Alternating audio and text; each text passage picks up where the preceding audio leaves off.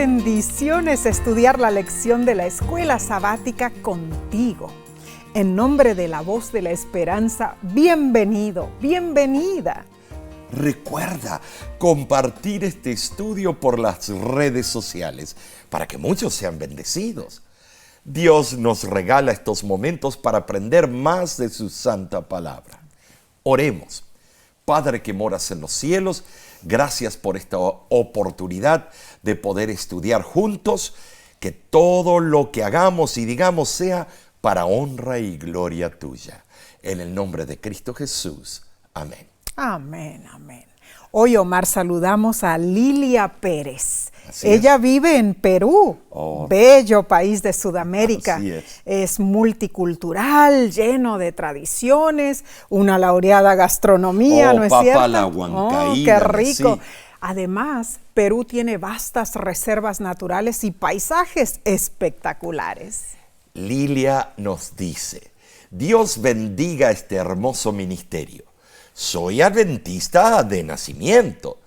Tengo 50 años y me mantengo firme en la fe.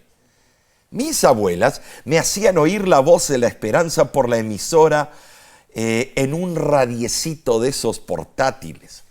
Hoy hago mi repaso de la lección con ustedes y lo comparto en la iglesia, ya que soy maestra de escuela sabática. Gracias, mis queridos hermanos, por tan bella labor. Hermana Lilia, Dios bendiga tu vida y la obra que realizas como maestra de escuela sabática. Amén. Te enviamos nuestro caluroso abrazo a través de la distancia y oramos por ti. Bien, repasemos entonces la lección número 3 para el 20 de enero 2024. Se titula El Señor reina. Y hay que reina, ¿no es cierto? Esta semana exploraremos 5 aspectos de la soberanía de Dios en los Salmos. Afirmaremos en primer lugar el fundamento de la soberanía de Dios que se basa en la creación. Él es el creador. Número 2, Yahweh o Yahvé es el gobernante del mundo y las naciones. Así es. Número 3, certificaremos que la soberanía de Dios está entrelazada con su obra como juez. Número 4, siendo juez, Dios intercede por su pueblo. Y número 5, Dios es fiel. La ley de su pacto es el fundamento de su reino. Es importante reconocer a Dios como nuestro Señor y Rey y testificar de su señorío. El texto de esta semana es Salmo 93:1. Jehová reina, se vistió de magnificencia, Jehová se vistió, se ciñó de poder. Afirmó también el mundo y no se moverá. ¿Saben? Si esta es una enunciación segura de parte del salmista. Claro, claro, es interesante el comentario bíblico, Omar, de Albert Barnes, ¿no es cierto? Dice lo siguiente sobre este salmo: el pensamiento parece abrupto. Parecería como si el salmista hubiera estado meditando sobre las cosas oscuras que ocurren en el mundo, las cosas que parecen irreconciliables con la existencia de un gobierno justo. De repente la idea surge como un relámpago en una tormenta, diciendo que Yahweh reina sobre todo, se sienta en el trono, organiza todos los eventos, balancea su cetro, ordena las cosas según su voluntad y asegura la realización de sus propósitos. ¿Sabes? Si el Salmo 93 es el primero de la serie de salmos reales que glorifican a Dios como Creador y Señor. Ahora, este salmo defiende innegablemente la verdad fundamental del reino soberano de Dios. Él creó y sostiene todo con su poder. Él es rey autónomo y gobierna el mundo con justicia. Sus leyes son buenas y dan vida a quienes las guardan. Dios es Un juez justo recompensará a sus hijos fieles y castigará a los malvados. Ahora, esto sucederá en su tiempo, no en el nuestro. Interesante, en verdad, el pacto de Dios con Israel juega un papel esencial en la seguridad del mundo, porque anuncia la salvación del Señor. Dios adoptó a Israel como su preciada posesión. Entre todas las naciones hizo de Israel su pueblo. Y Dios sigue fiel a su pacto. Cuida su rebaño. A pesar de la infidelidad de muchos de sus hijos, quienes demuestran una rebelión abierta y desrespetuosa en contra de sus divinos designios. Ahora, Nesí, debemos meditar en lo que significa decir el Señor reina. Es una afirmación de la supremacía de Dios y es además un reconocimiento de que Él tiene el control. Amén. O sea, al decir el Señor reina, tenemos la seguridad de que Dios está a nuestro lado, ¿no es cierto? Sí lo que es. nos ve, nos oye y no nos abandonará. Es cierto. Incluso en los días oscuros, hermanos, en esos días llenos de angustia, podemos identificarnos con estas hermosas palabras de los salmos. Y sabes, en medio del dolor y sufrimiento aún podemos decir, el Señor reina. Claro que sí. Job así lo hizo en el capítulo 19 de su propio libro, versículo 25, él declaró, yo sé que mi Redentor vive. Job 19, 25. Debo aclarar, el libro de Job fue escrito por Moisés. Así fue. El patriarca practicaba una confiada seguridad, demostraba una fe profunda en Dios. Él siempre lo demostraba. Así es, y en forma similar, los salmistas confiaron en Dios, sabiendo que Él les ayudaría en todas sus dificultades, y sus escritos nos instan a comprender la verdad fundamental del señorío de Dios. Hermano, hermana, al tener esa visión de Dios como un faro, los salmistas buscaron servirle con devoción indivisa. Y nosotros debemos hacer, lógicamente, lo mismo. Claro que sí. Leo del libro Sermones Escogidos, tomo 2, página 362, y dice así: tomen sus Biblias, diríjanse a los salmos y se darán cuenta de que debemos alabar al Señor en todo momento. Dios es todo misericordia. Entonces, ¿deberíamos mordernos la lengua y no decir nada? ¿O deberíamos expresar nuestros sentimientos al propio Dios? Quizá la respuesta yace en que sí, debemos expresarnos delante de Dios, pero debemos cuidar la forma en que lo hacemos, asegurándonos de nunca renunciar a Dios. Omar, definitivamente podemos aceptar que el Señor reina incluso en medio de las pruebas, ¿no es cierto? Este es un antídoto contra nuestros sentimientos negativos, porque cuando nuestra mente nos señala lo que parece ser un fracaso, Dios está a nuestro lado para ayudarnos, si se lo pedimos. Este será, Omar, un magnífico estudio, claro, ¿no es cierto? Sí. Pero continuemos con la parte del domingo 14 de enero 2024. Se titula El Señor nos hizo. En tu tiempo de estudio personal, lee como tarea los Salmos 8 y 100. Medita en sus palabras y en cómo revelan el carácter de Dios.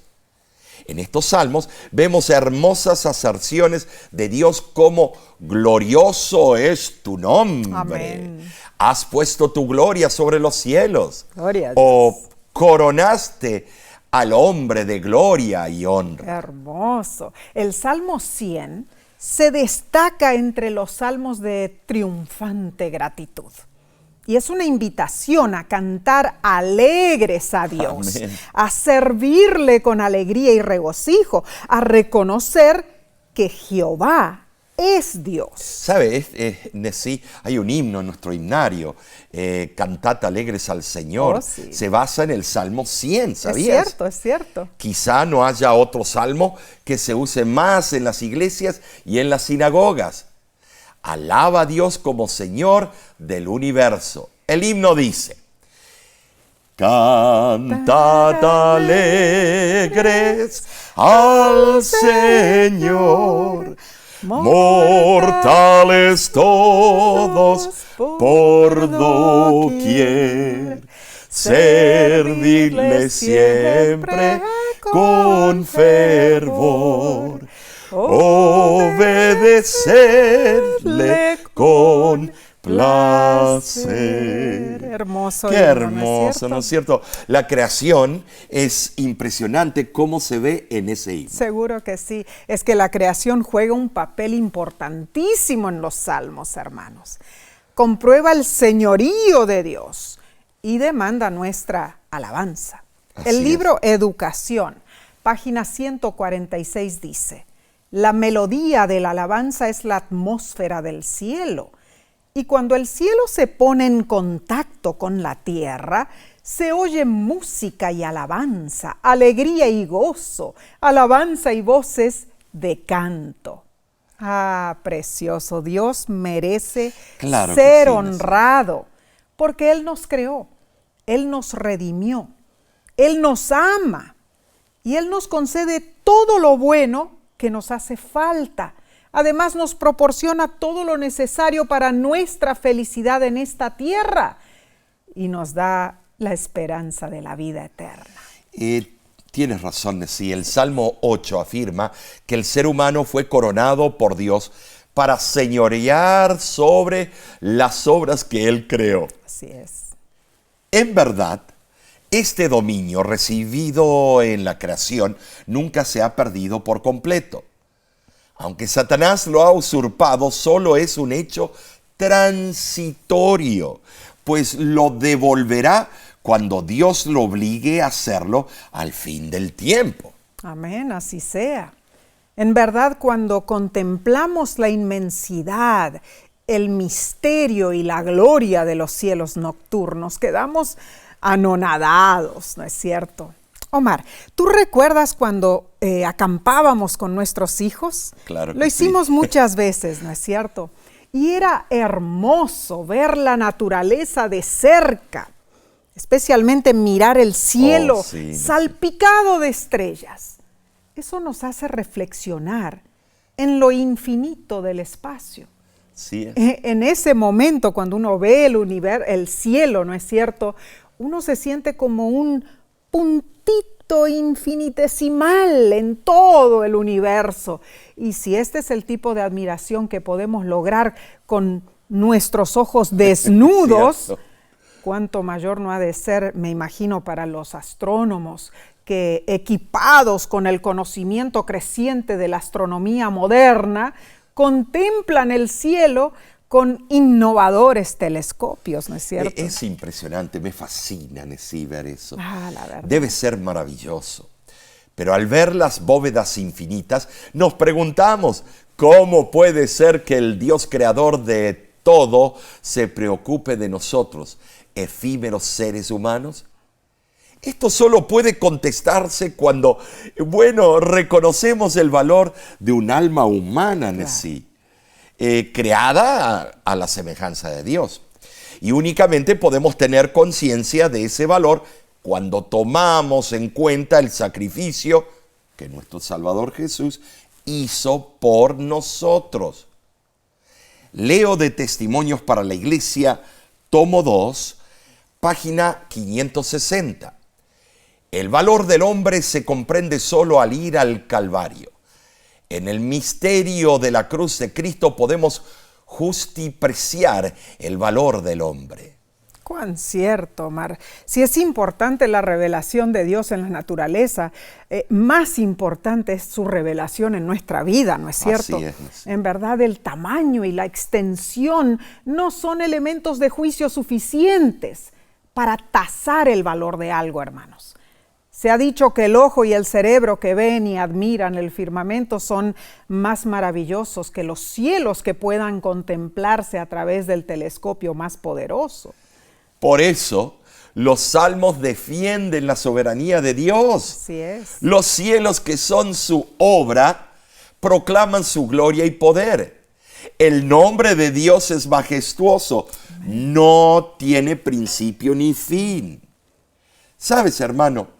Él es eterno y superior a los dioses de las naciones que son solo obra de hombres.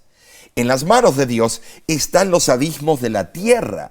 Estas son solo algunas de las frases usadas por los salmistas para, retratar el poder de Dios. En verdad, los salmos reafirman el hecho de que Dios reina sobre toda su creación y es supremo en poder y dignidad. No hay Dios inventado por hombres que lo iguale, y mucho menos que lo supere.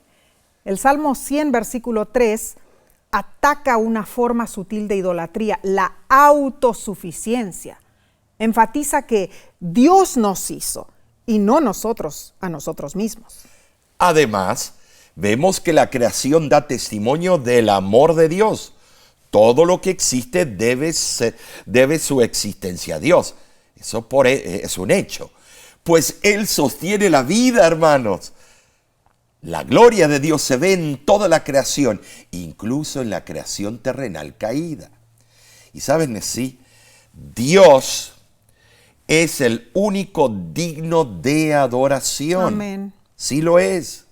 Numerosos salmos exhortan a todo lo que respira, toda la tierra, el mar y todo lo que hay en ellos, a ensalzar y alabar con alegría al Señor. Amén. Alabado sea Dios. La lección encamina nuestros pensamientos a Salmo 8, versículo 4, donde dice: ¿qué es el hombre para que tengas de él memoria? Y el hijo del hombre para que lo visites. ¿Cómo respondemos a esto?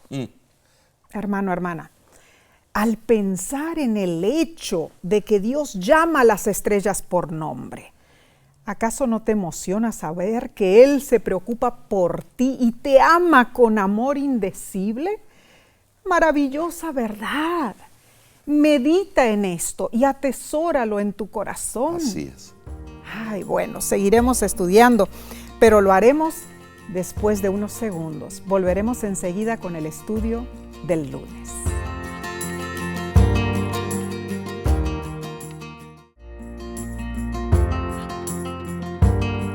Grande y glorioso es Dios, digno de toda la gloria y la honra.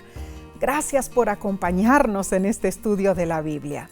Analicemos la lección del lunes 15 de enero, titulada El Señor reina. La verdad de Dios como creador está inseparablemente unida a Dios como rey y como soberano. Amén. Teofanía es el término que denota la manifestación de la gloria divina. ¿Sabes, Nesí? En Habacuc, capítulo 3 y Salmos 97, se presenta un cuadro espléndido de la gloria de Dios y es algo que resuena en muchos otros salmos. Cierto. En realidad, Omar, nosotros debemos pronunciar a menudo esta gloriosa afirmación, claro, ¿no es cierto? Lee detenidamente, hermano, hermana, el Salmo 97. Y entenderás por qué debemos empaparnos de las descripciones bíblicas que manifiestan la majestad de Dios ante los ojos del mortal. Sabes, hay innumerables misterios concernientes a la deidad que nuestra mente humana no puede sondear. Pero el estudio de la palabra de Dios abre nuestro entendimiento. El libro El conflicto de los siglos, página 512, dice: Toda alma verdaderamente sincera alcanzará la luz de la verdad. Y ninguna iglesia puede progresar en santidad si sus miembros no buscan ardientemente la verdad como si fuera un tesoro escondido. Debemos preguntarnos, ¿estamos buscando ardientemente la verdad? ¿O estamos estudiando fielmente la palabra de Dios? ¿Sabes? Solo así entenderemos por qué los salmos declaran que Dios está vestido de honor y majestad, que está rodeado de nubes y tinieblas, Salmo 97:2. Pero también se cubre de luz como de vestidura, Salmo 104:2. Estas metáforas exaltan el esplendor del Rey del universo y se eligieron cuidadosamente para expresar la grandeza única de Dios, el que está más allá de la comprensión del ser humano que no estudia. ¿Saben? Sí, en marcado contraste, al leer con fe las Santas Escrituras, se nos caen las escamas de los ojos y reconocemos la soberanía de Dios, Nesí. Cuán cierto, Omar. El majestuoso gobierno del Señor se demuestra en su santa palabra, en sus obras creadas también. El reino de Dios es un reino eterno, hermanos, incomparable en poder y majestad. Él lo establece sobre la misericordia, la justicia y la rectitud, trayendo orden y estabilidad al mundo creado. Piensa en esto.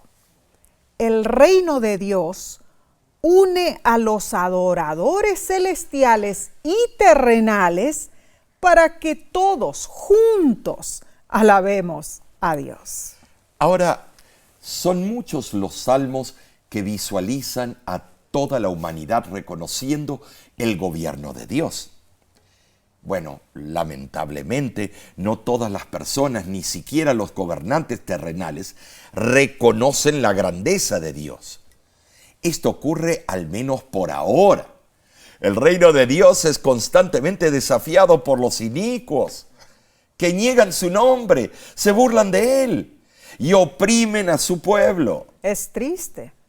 Sin embargo, aunque Dios es desafiado por la supuesta prosperidad de los inicuos, vemos que los salmistas confiaron en el gobierno soberano de Dios y se mantuvieron firmes, prosperando en la seguridad de los justos juicios del Dios Altísimo.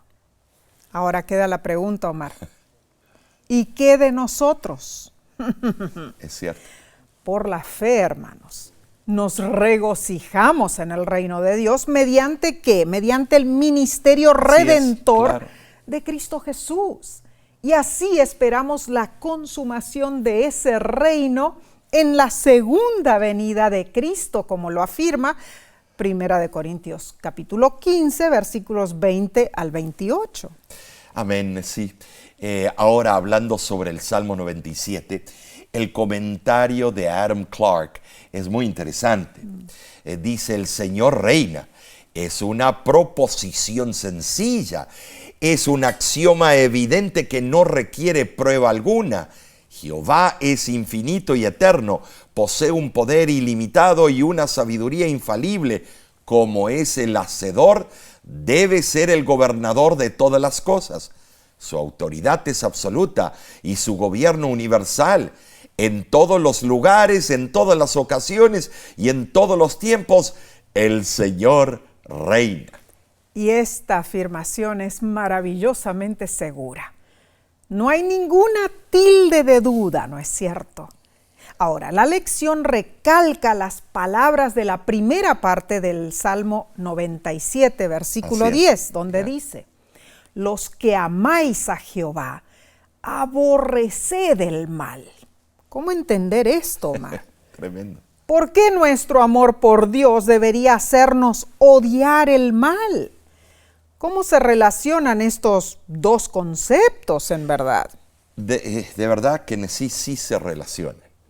Pienso que cuanto más cercano es nuestro caminar con Dios y más tenemos comunión con Él, más estaremos conscientes del pecado, de nuestro pecado. O sea, cuanto más entendemos y amamos los atributos del carácter de Dios, más seremos como Él y más odiaremos aquellas cosas que son contrarias a su palabra y también contrarias a su naturaleza. Ah, claro, estoy de acuerdo contigo.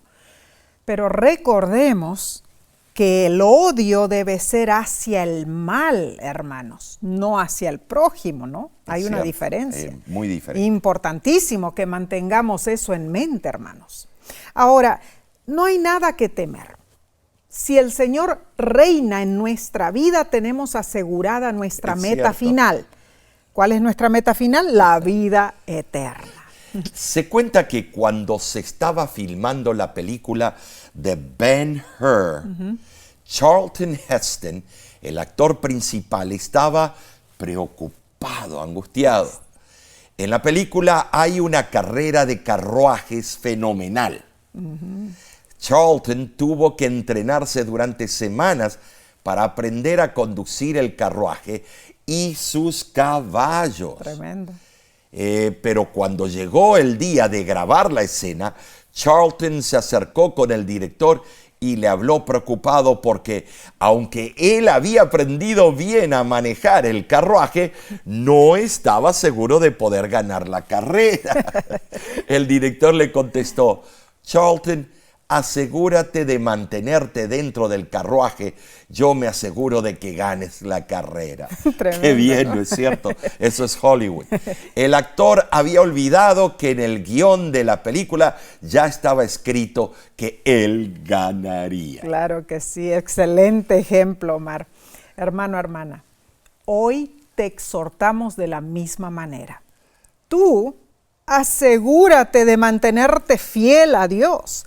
Reconoce que el Señor reina y Él se encargará de hacerte vencedor, vencedora. Dios se asegurará de darte la vida eterna, hermano, hermana. En eso puedes confiar. Bien, pasemos entonces, Omar, a la lección del martes 16 de enero titulada Dios el juez. Como tarea, lee el Salmo 75.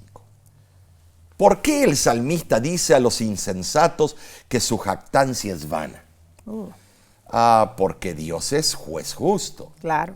Salmo 75:2 es interesante en sí. Dice: al tiempo que señalaré, yo juzgaré rectamente. Aquí el salmista habla en nombre de Dios. Confía en que Dios lo ayudará. Así es. ¿Sabes, hermano? El pronombre tácito yo se refiere a Dios. En verdad, el lenguaje hebreo abunda en rutinas pronominales y intempestivas. Este salmo celebra una liberación. Quizá lo utilizaron para celebrar la destrucción de los asirios que encontramos en Segunda de Reyes, capítulo 19. El Salmo contiene un dramatismo profundo, presenta a Dios como juez justo y reprende la jactancia humana. El comentario de Matthew Henry sobre el Salmo 75 es muy afín con lo que menciona la lección y dice: a menudo oramos por misericordia, pero solo una o dos veces damos gracias cuando obtenemos lo que pedimos. Dios está cerca de nosotros. Los fideicomisos públicos deben gestionarse de manera recta. Esto puede aplicarse a Cristo y su gobierno. El pecado amenazó con destruir la creación, pero Cristo salvó al mundo de la ruina total. Dios nos pide que seamos sabios. Al orgulloso y atrevido pecador le dice: no te jactes de tu poder. Y aunque el pueblo de Dios puede pasar por calamidades, los restos de la copa son para los inicuos. En el Salmo 75, Dios demuestra la proximidad de su poder y, se manifiesta escogiendo el tiempo oportuno, el momento preciso, el más adecuado para sus propósitos. ¿Sabes? Nesí, a veces nos impacientamos, yo soy el primerísimo de hacer eso, pero debemos reconocer la sabiduría divina, porque cuando Dios juzga, hay justicia equitativa para todos, Nesí. Alabado sea Dios. Claramente, hermanos, sin Dios todo fracasaría. El éxito final no se logrará con ventajas geográficas o con una inmensa extensión territorial, no. Más bien, en el momento exacto, respetando el plan divino, Dios tomará la decisión final. Así es.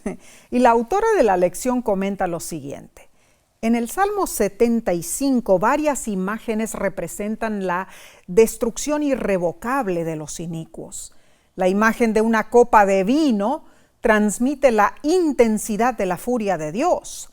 Cortar los cuernos de los impíos es aniquilar su poder y dominio, pero los cuernos de los justos serán exaltados. Salmo 75:10. Dios elige el tiempo apropiado, Salmo 75:2, para su juicio, que tendrá lugar al final de los tiempos. Hermano, hermana, la lección explica que Dios sondea nuestros corazones. Sí, es así. Y eso es parte de su juicio, Claro. ¿no? Salmo 14:2 dice que Jehová mira desde el cielo para ver si alguien busca a Dios. Si pensamos bien, sin duda la ejecución del juicio de Dios es precedida por el examen que Dios hace de nuestras vidas. Él busca a quien Él puede salvar.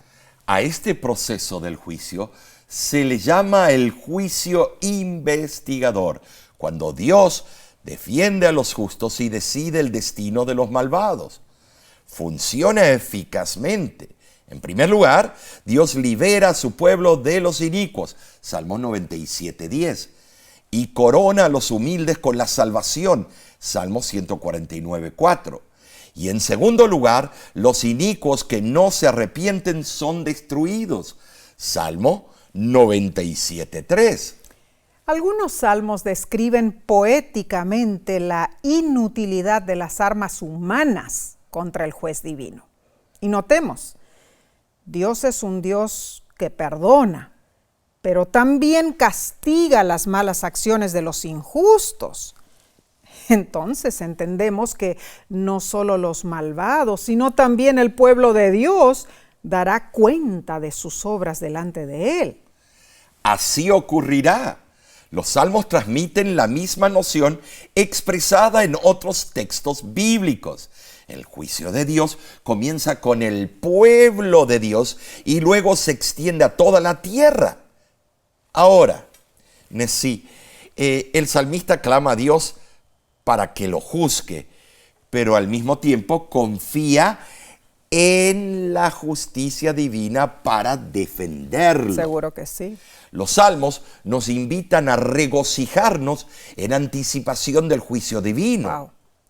Ahora, ¿cómo puede ser el juicio de Dios una buena noticia para nosotros? ¿Qué pregunta? La verdad. Pensemos en la Edad Media, Omar. En la Edad Media, la jerarquía eclesiástica de la Iglesia Apostólica Romana controló con prepotencia.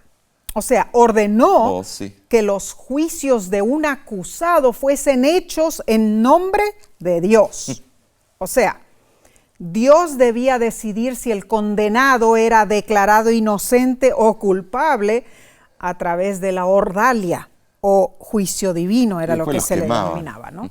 Bueno, se practicaban torturas horribles, como caminar sobre brasas ardientes, ser marcados con hierros candentes, ser sumergidos bajo el agua, ser colgados boca abajo por largo tiempo y un sinfín de otros horríficos actos que resultaban terriblemente dolorosos, ¿no?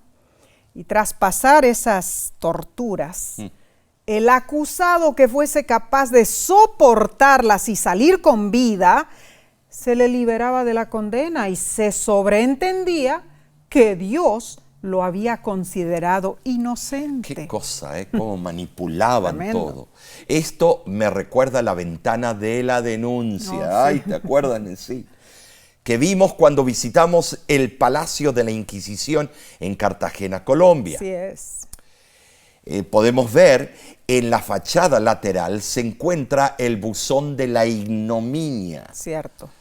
Una pequeña ventana coronada por una cruz que servía para que los delatores dejaran anónimamente su acusación. Horrible.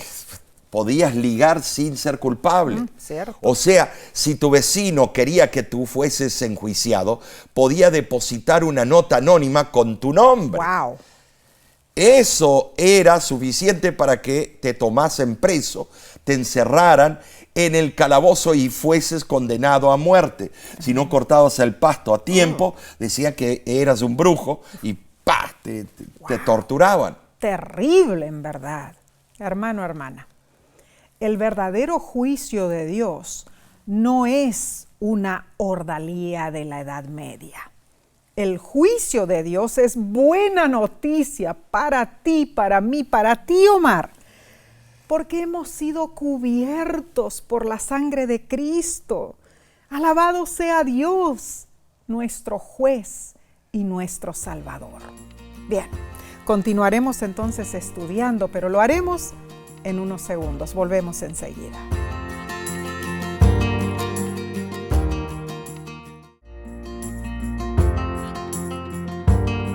Dios es bueno, para siempre es su misericordia. Amén.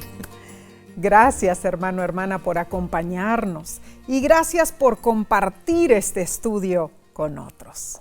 Prosigamos a la parte del miércoles 17 de enero titulada «Se acuerda siempre de su pacto».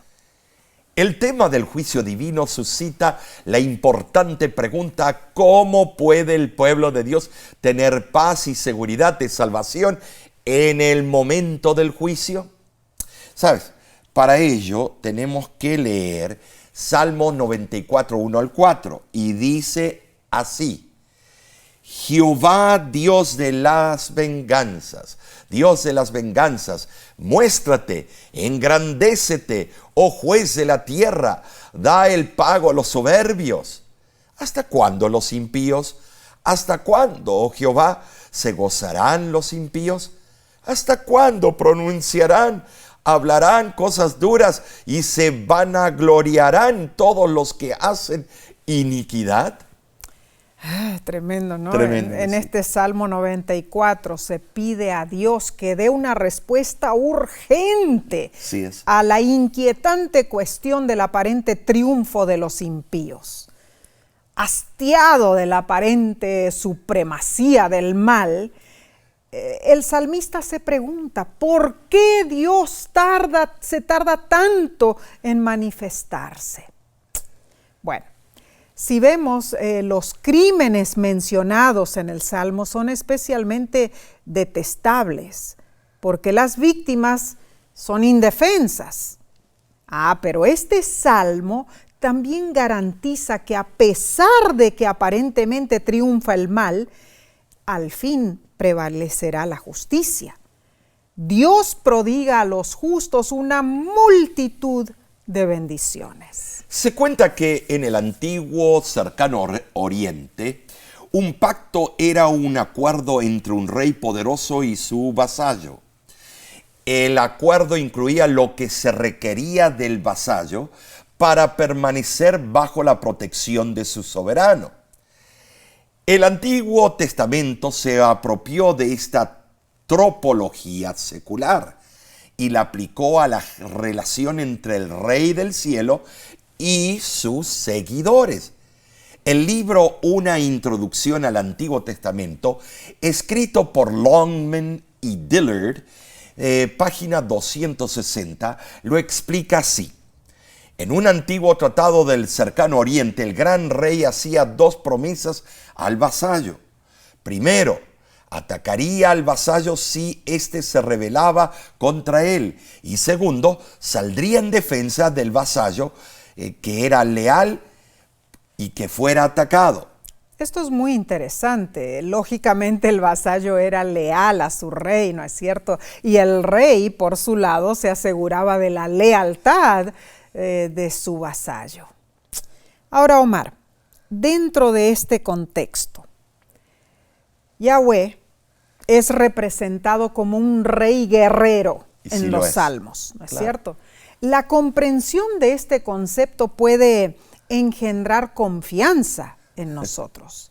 O sea, Dios diseñó un acuerdo parecido y muy apropiado que nos asegura que nosotros podemos confiar en la seguridad y la protección de Dios si le somos fieles. Claramente, Dios nos corrige y nos instruye, pero nos proporciona descanso. Cierto. Él nunca nos abandona y siempre juzga en justicia, ayudándonos contra, los inicuos. ¿Sabes? Dios nos sostiene y nos consuela en tiempos peligrosos. La experiencia del salmista hace que estas afirmaciones del principio divino sean de verdad aplicables a nuestras vidas. Hermano, hermana, si nosotros nos acatamos a la disciplina y al acuerdo divino, seremos felices. ¿Saben así? Uno de los efectos más valiosos de nuestra fe es, yo diría, disfrutar de la tranquilidad y paz mental que resultan de aceptar la forma de vida ordenada por Dios. Claro que sí, amén y amén. La verdadera justicia siempre concordará con los eternos principios del carácter y el gobierno de Dios. Así es. Podemos confiar en que Él nunca nos abandonará. Podemos alejar esos pensamientos que producen nerviosismo y sustituirlos con pensamientos consoladores. Podemos estar seguros que Dios nos proporcionará paz y serenidad. Claro que sí. Podemos hacerlo porque Dios colocó su morada en Sión. Amén. Y estableció, su pacto eterno con sus hijos, su posesión más preciada. Entendamos esto. Claro. Dios no promete simplemente no rechazarnos. Él obra activamente para mantenernos seguros, en Él. Amén. ¿Y cómo lo hace?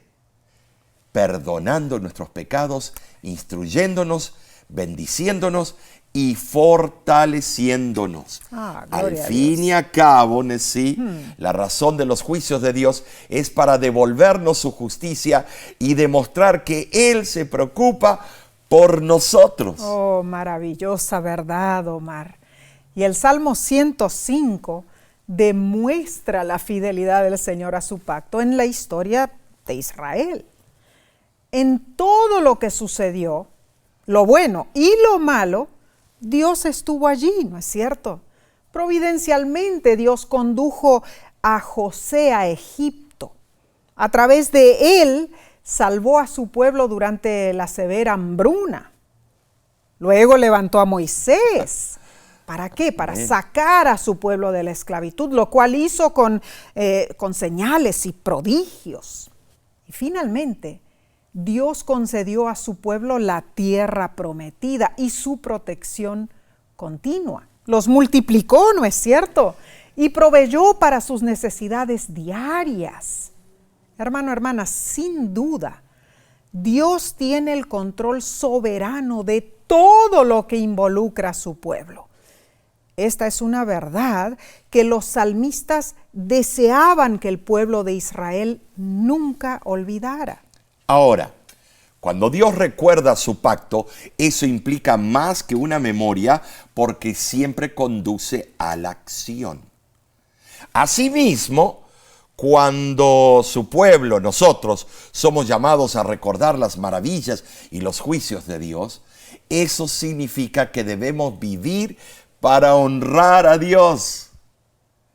En el pacto, el llamado principal es que permanezcamos fieles, observando y obedeciendo la ley de Dios. Amén. Además, somos llamados a testificar a otras naciones porque Dios desea que todos se unan a su pueblo. Claro, solo así este mundo puede estar seguro. Amén.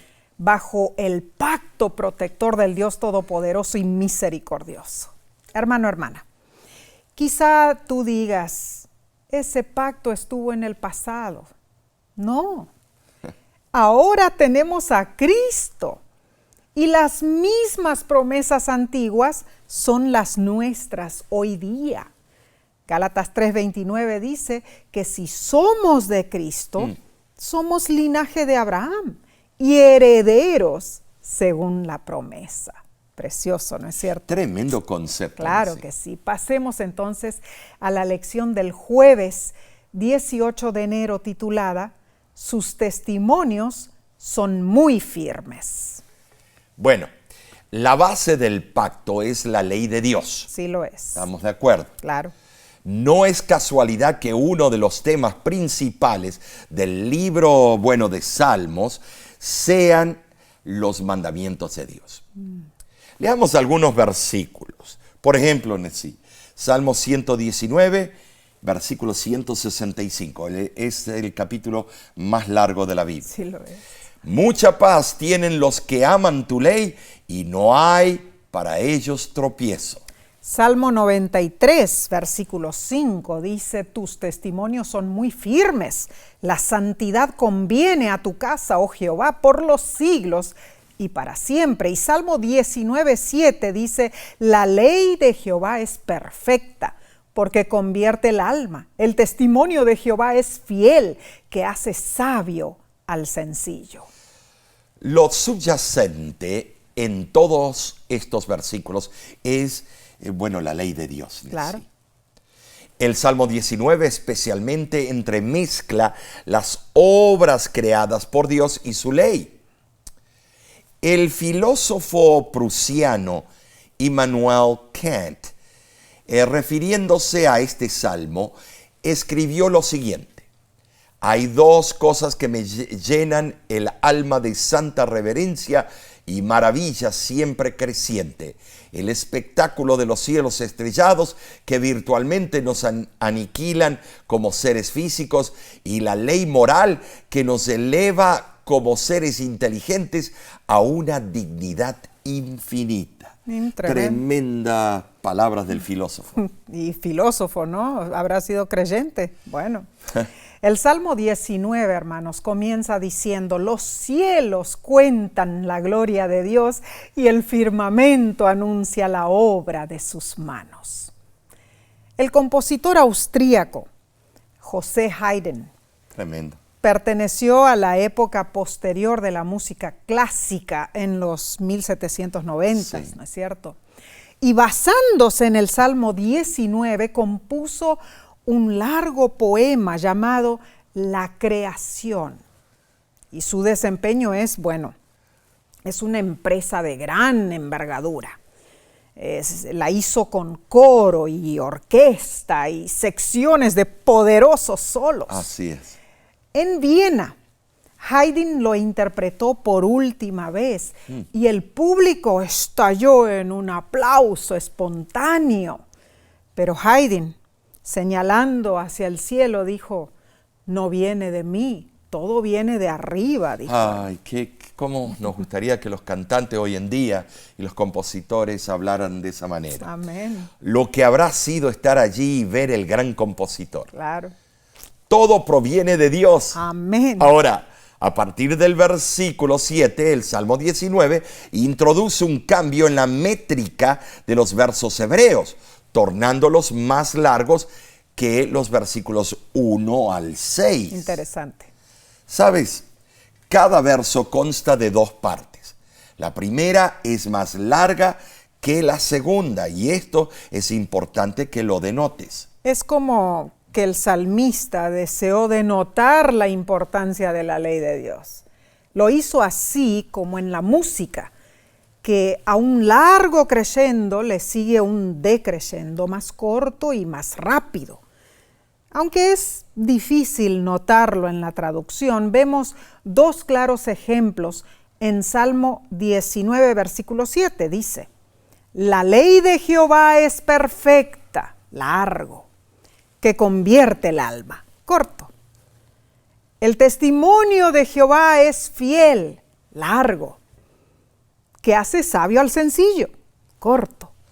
Muy interesante, porque en el hebreo esto causa una impresión de prisa que casi deja sin aliento, pues solo se detiene en una pausa, cuando el poema proclama el gozo y la dulzura de la ley de Dios, anunciando que la obediencia trae consigo grande galardón. ¿Saben? Sí, en los Salmos, o en el Salmo 19, versículos 7 al 10, vemos ejemplos perfectos de paralelismo hebreo. Cierto. Tanto en escritura gramatical como en lógica, las frases paralelas de los diversos dísticos presentan un arreglo primordial y, único. Cuán cierto, Omar. Y la traducción de la Reina Valera revisada transmite muy bien la hermosura y la disposición de la estructura original hebrea. En verdad, es precioso verlo. En Salmo 19, del 7 al 10, se presenta un esquema que abarca el pensamiento del salmista en cuanto a la ley de Dios. Menciona el nombre de la ley, sus efectos y su naturaleza. Dice, la ley es perfecta, convierte, el testimonio es fiel, hace sabio, los mandamientos son rectos, alegran, el precepto es puro, alumbra, el temor es limpio y permanece, y los juicios son verdad y justos. Tremendo lo que has hecho con ese paralelismo. Qué analítica extraordinaria, ¿no es cierto? La verdad. Y los diferentes términos que describen la ley de Dios y su palabra, en esencia aparecen también en el Salmo 119. Cierto. Ley corresponde al hebreo, Torah. Significa enseñanza, instrucción, conducción. La supremacía de Dios como creador, rey y juez, tiene implicaciones teológicas para la confiabilidad de sus testimonios, Nessie. Bueno, testimonios en el hebreo es edut, que significa decreto, ley o dar testimonio. Esto, hermanos, se refiere a las leyes con las que Dios gobierna. Su ley es segura, refleja la estabilidad, la permanencia del trono de Dios. Y la palabra hebrea traducida como seguro, segura, es neemaná. Transmite la noción de fidelidad y firmeza. Entonces, la ley de Dios es inmutable, indestructible. Alabado sea Dios por esta maravillosa lección. Esta semana nos centramos en algunas descripciones de Dios y sus estatutos que traen estabilidad y seguridad. ¿Sabes, Nessie? Los salmistas apelan a Dios como creador, rey, juez, salvador y legislador. Amén. Recapitulemos entonces. Número 1. Los salmos afirman que Dios es creador, rey supremo, poderoso y digno. Número 2. Debemos ser fieles en reconocer que el Señor reina y Él nos hará vencedores. Número 3. Dios es juez, pero su juicio es buena noticia porque hemos sido salvos por la sangre de Jesús. Número 4. Dios recuerda su pacto y pide que le honremos. Y número 5. La ley de Dios es inmutable e indestructible. Seguiremos estudiando los salmos. Es importante leerlos atentamente a la luz del carácter, la gracia y el plan divino para salvarnos y restaurarnos. Sí. Ahora, sí, la próxima lección se titula El Señor oye y salva. Oh, será un estudio de esperanza, de seguridad en Dios. Así que acompáñanos. Sigamos estudiando las características de Dios, su misericordioso amor y perdón. ¿Sabes? Oramos por ti, Amén. los tuyos. Te pedimos que ores por nosotros y por la voz de la esperanza. Amén. Continúa sintonizando nuestros programas por la televisión, radio, por el canal nuestro de YouTube. Claro que sí. Síguenos en las redes sociales, visita nuestra página lavoz.org y baja nuestra aplicación en tu dispositivo celular. Hermanos, no olvidemos. El tema del viernes Claro, de la claro. serie La Gran Controversia. Se titulará La Reforma del Remanente. No te lo pierdas. Dios te bendiga y te guarde. Dios haga resplandecer su rostro sobre ti y tenga de ti misericordia. Dios alce sobre ti su rostro y ponga en ti paz.